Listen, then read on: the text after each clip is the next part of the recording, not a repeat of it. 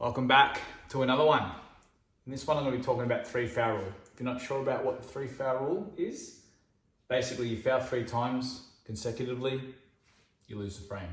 So in international rules, if you foul, the other guy gets ball in hand, or you can play a changeover or whatever you like, but pretty much if you foul, they get ball in hand and then they continue.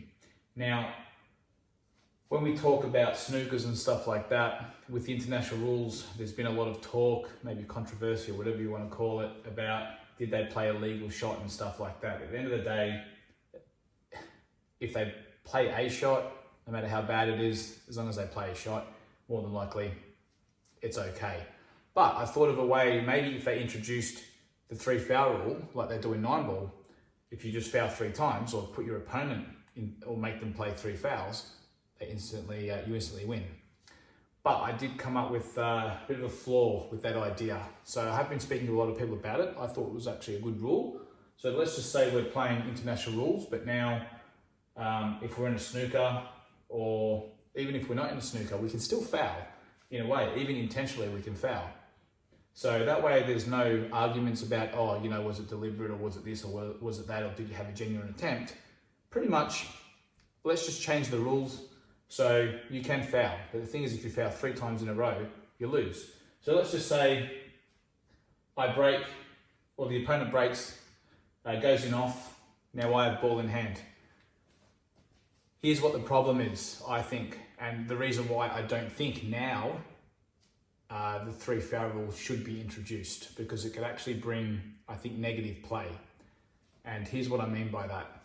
So let's just say it's my turn, I've got ball in hand. I know after the break, it's meant to be behind the line. Let's just say, for argument's sake, I've got ball in hand, it's open table. If I put the ball here, say, pop that yellow, and then travel over here like this, now I'm on yellows. So now what I can do is, I can play the shot and trickle up into there, snookering my opponent on reds. So now that's borderline impossible for him to get out, other than hitting the rail and then hitting here and then going up there and trying to hit a red. Now let's say they do that, they miss, I get ball in hand again. So I can now, and here's the problem with the 3 foul rule. Ball in hand gives you too much of an advantage. If it wasn't ball in hand, there's a chance it could work, but because we have ball in hand, now I can literally go back down here, place it there, play another shot like that, really getting tight again, and now they're going to have to do that again. Foul, I can do that again, and on the 3rd one, I instantly win the frame, and then we move on with the next. So that's where having ball in hand and the 3 foul rule, I think, actually doesn't work. So that's just my opinion, but if we were to introduce this 3 foul rule, I think the moment someone breaks, they'll automatically start looking for like where their dead balls are or where they could actually hide.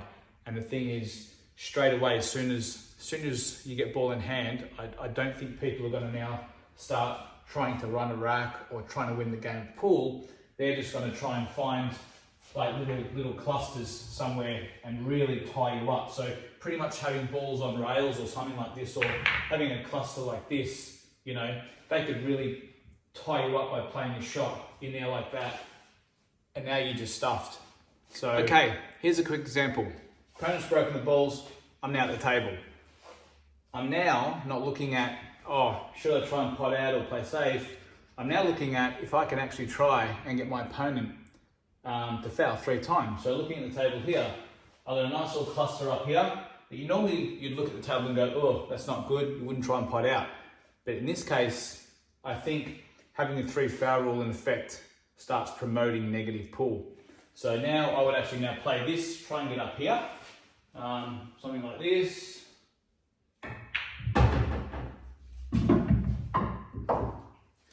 Okay, so now you can see, I can literally now tuck right in here.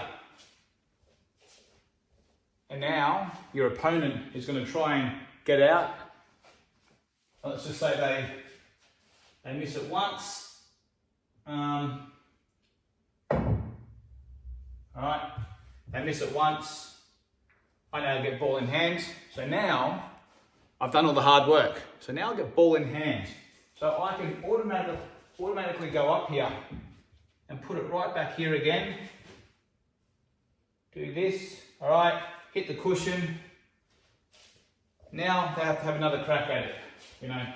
So now they do something like this, or they hit it hard, and then they miss again, or something like that. You get ball in hand again, third time it's over. So this is why I think the 3 foul rule probably shouldn't be introduced. Not that it was going to, but I thought if it was, it would solve a few of the problems, but I think it can bring the game back negatively. So I don't think it's a good idea.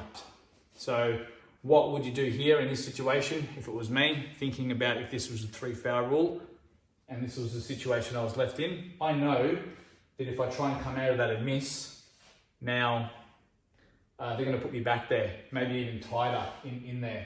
So therefore, I got a second chance at it. What I would do now, if this was the case, I would then intentionally foul, because now you're allowed to do that because it's a 3 foul rule, you just can't do it 3 times.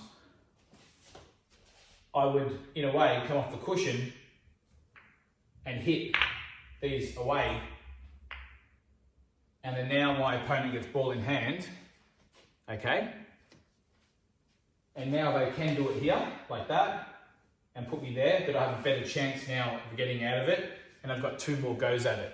But you can see how now, if they were to introduce the 3 foul rule, that people, I think, will start looking at a lot of the negatives and not try and play the game of pool. So, yeah, that's my explanation on the 3 foul rule and if we should have it or whether or not we shouldn't have it. So in this case, I don't think we should have it.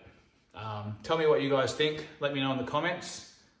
And please send through, like you've been doing, any other videos you'd like me to do. Like I said, I've got a list of videos to do from what other people out there have told me to do, and I'll slowly get them done. So if you've got any ideas, send them through. And as always, I'll see you in the next one.